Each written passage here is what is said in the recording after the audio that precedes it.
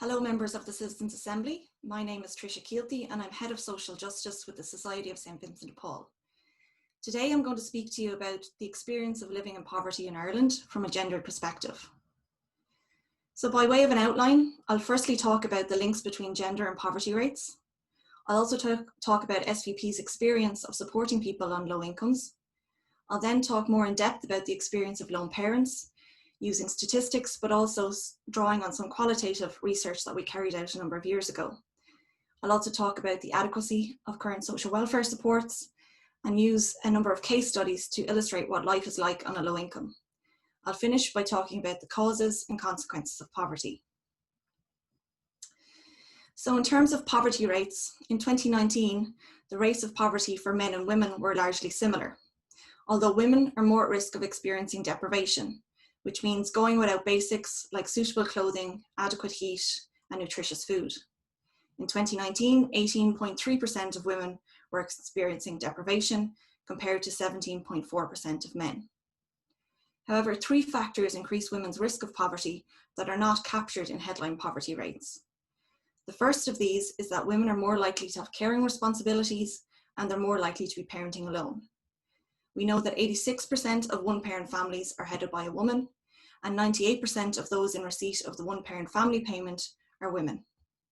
Lone parents are the group most at risk of poverty in Ireland today, and 45% are in enforced deprivation. The second factor is that women are more likely to be underemployed and also employed in low-paid work.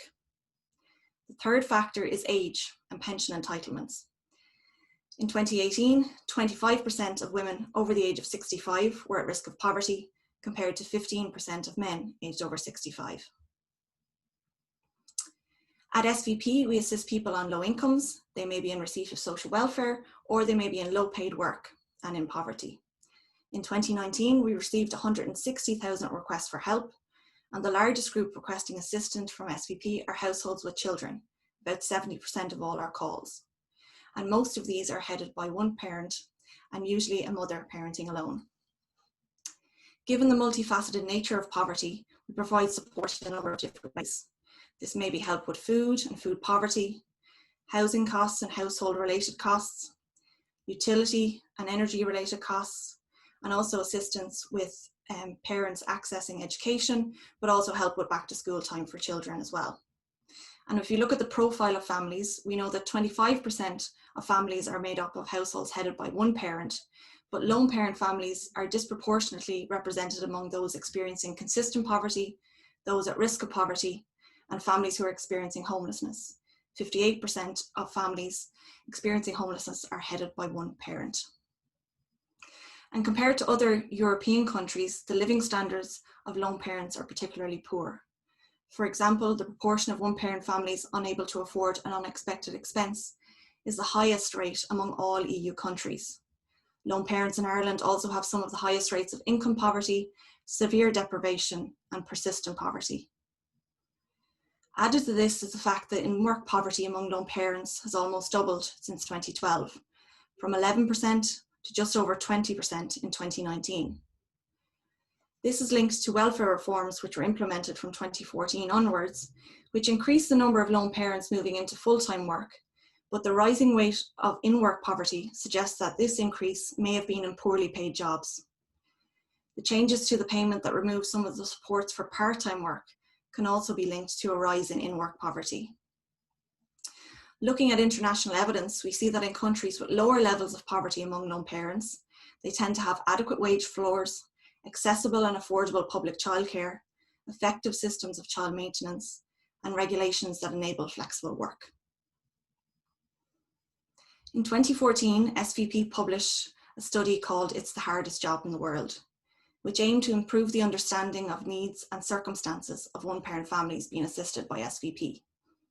The research was carried out with 54 mothers and 7 fathers, and many face the challenges of being on a low income, such as lack of access to healthcare, childcare and other services, unaffordable or poor quality housing, as well as educational disadvantage. At the time, Ireland was in the middle of a recession and parents were feeling the brunt of unemployment and austerity cuts to social welfare and were fearful about future cuts to income supports and services. So for example, this quote from a lone parent discusses the impact of the €10 cut to child benefit, which had a real impact on the family's ability to make ends meet. The effects of prolonged austerity on family life, relationships, and mental health and well-being were outlined in the report, as well as the negative impacts on hopes, plans, and ambitions for the future. As this quote shows, how difficult it is to plan for the future when you're struggling to make ends meet day to day. The report also highlights some of the difficulties facing non-resident parents, usually fathers. Many were living in accommodation which was too small or otherwise unsuitable for access visits, and the fact that single person social welfare payment is inadequate to meet the needs of children was also a challenge. Since this research was published, there has been improvements in supports for families, including one-parent families. However, many income supports are still inadequate in meeting basic needs and often mean families are faced with difficult choices. Work by the Vincent Partnership for Social Justice looks at the minimum income needed to live an acceptable standard of living in Ireland. And they also work out the household types that are most at risk of falling below this threshold. They find that households where a single adult is living alone, one-parent families, and households with older children are at the highest risk of not having enough income they need to live on social welfare.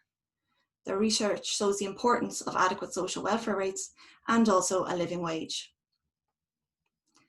Again, to get behind the numbers, the Vincent Partnership interviewed 30 families on behalf of SVP in 2018.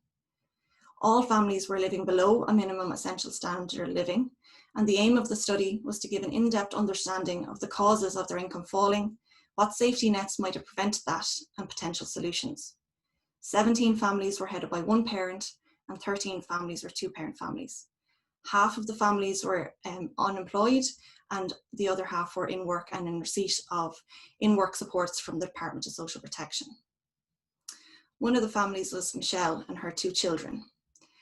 Michelle had worked on a work placement, but struggled with lack of support afterwards. She found work as a carer, but the hours varied and included night shifts. And she said a combination of childcare and travel is a big expense when you're only getting odd hours. So she couldn't continue working. Ruth and Mark have two children in primary and secondary school.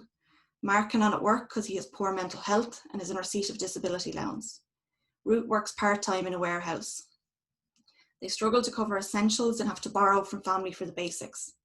As their income is below what is needed to meet a minimum standard of living, they can't build up savings. And at the time of interview, Ruth was starting to struggle with her own mental health. These case studies show how difficult it is to manage family life and work on a low income, and the importance of services like childcare and adequate income supports in supporting people to move out of poverty for good. In SVP's experience, families can often point to a specific event that pushed them into poverty. This might be being let go from a job or having hours reduced, a rent increase, the birth of a child with health needs, a family separation, or a parent's illness. We see that poverty is driven by not having enough money coming in and having very high costs that need to be met. People may be getting by on inadequate social welfare payments that don't reflect the cost of living in Ireland. And if they're in low paid work, the minimum wage may not be adequate in meeting their living costs. We see particularly the high cost of housing can push people into poverty. People living in the private rented sector and receiving the housing assistance payment may need to top up their rent to their landlord to meet market rents. This means that they're often struggling to afford essentials. The high cost of childcare can prevent people and parents getting back into work, in particular lone parents. The cost of transport particularly impacts households living in rural areas, and many families who were interviewed as part of the Vincent Partnership research highlighted that education costs were a huge barrier for parents who wanted to get back into education and training. There are long-term impacts of being in poverty. Often parents do without in order to give priority to the needs of their children, and the constant stress and strain of always struggling to make ends meet has significant long-term impacts on their physical, social, and psychological well-being. The pressure to meet immediate expenses is often at the determinant of longer-term and significant household expenditure. And families often talk about the strain of seldom having a break, even an evening out or a holiday. Overall, the impact of living in poverty is complex, making it difficult at times to understand the comprehensive nature of the ongoing physical, psychological, and social toll on the lives of children and adults. The impact of poverty is also felt by our public services. We published research earlier this year which detailed the hidden costs of poverty and shows that preventing poverty could save the state €4.5 billion every year, showing that preventing poverty in the first place also makes sense from an economic perspective. In our submission to the Citizens' Assembly, we outline a number of policy recommendations aimed at addressing poverty, particularly among lone parent families, and I would invite you to take a look. Thank you for listening.